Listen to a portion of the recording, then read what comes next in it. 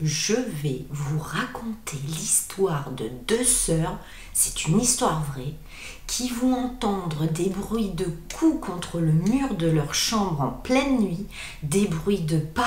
Serait-ce un esprit frappeur ?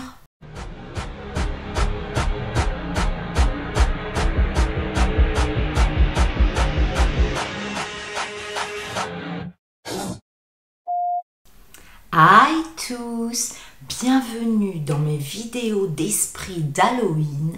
Baissez la lumière, prenez une boisson chaude.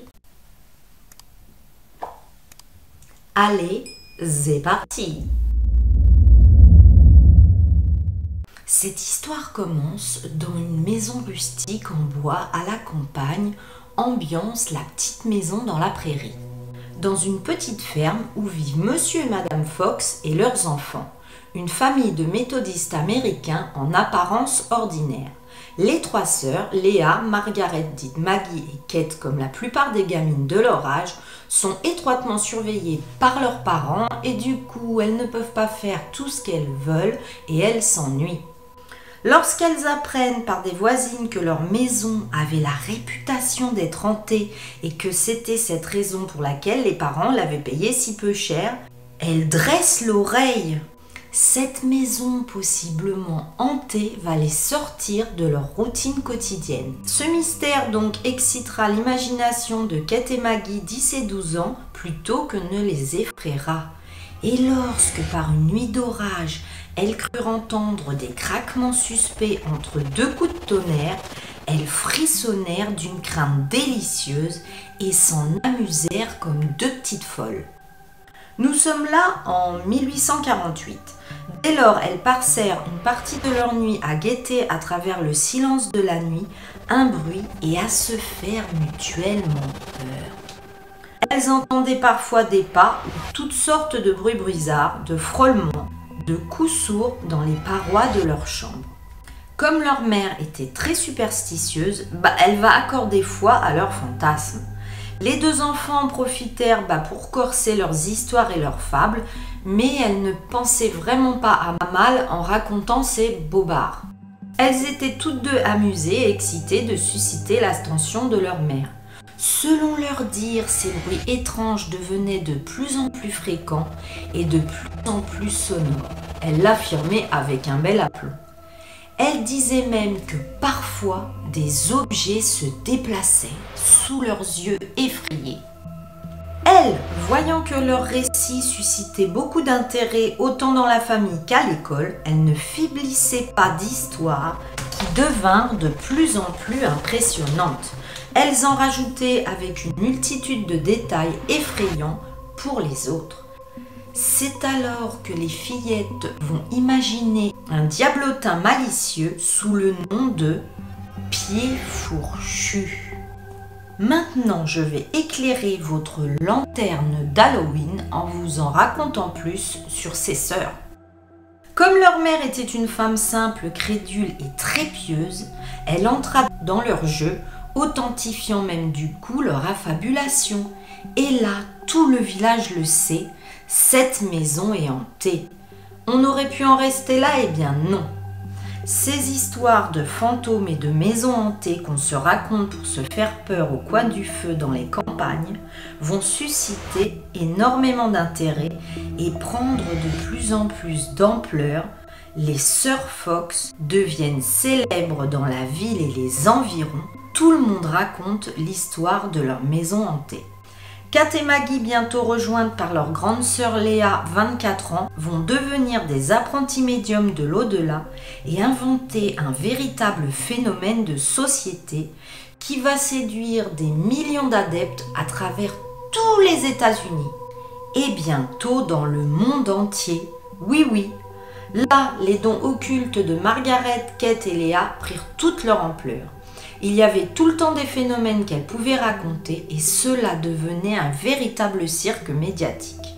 Le 14 novembre 1849 se tient à Rochester, autour des jeunes sœurs, la première séance qu'on appellera du spiritualisme, discipline qui connaîtra un immense succès jusqu'en Europe sous le nom de spiritisme. Une fois la mode lancée, Margaret et Kate parcoururent les États-Unis et le Canada, Avant de passer en Grande-Bretagne, elles voyagent énormément pour raconter leurs histoires. Elles sont en compagnie de leur mère et donc de leur sœur aînée Léa. C'est la gloire pour cette famille. Cette nouvelle croyance franchit l'Atlantique en 1852 et se propagea en Allemagne puis en France en 1853. Ah ben leur histoire là et leur technique simple comme le fil à nouer le beurre. Le mode opératoire consistait à faire produire des bruits ou des coups de l'esprit frappeur par l'intermédiaire d'une table battant du pied selon l'alphabet convenu entre eux quatre. À défaut d'être rapide, le procédé était simple, à la portée de tous et plus simple encore que l'alphabet du télégraphe. Une fois leur technique médium bien rodée, les deux jeunes filles n'attendaient plus que le hasard pour se mettre en communication avec les présumés défunts. Elles provoquaient leur manifestation en utilisant leur léger guéridon à 3 pieds qui se mettait à frapper le sol ou à craquer dès qu'un esprit voulait se manifester. Cette idée simple et géniale ouverte à toutes les tricheries connut un succès colossal. La presse s'empara de l'affaire. Et là dès lors, le grand public et des hommes de science vont s'inviter à ces séances de spiritisme. Cette religion moderne et scientifique était lancée. Évidemment, la controverse fut vive. Les églises réagirent avec vigueur à cette nouveauté qui leur faisait de l'ombre et une concurrence déloyale. La presse dans son ensemble abusa de cette histoire hyper vendeuse qui passionnait les foules pour y mêler son avis et ses titres éloquents. Après 30 ans de succès et leur fortune faite, ce qui devait arriver arriva.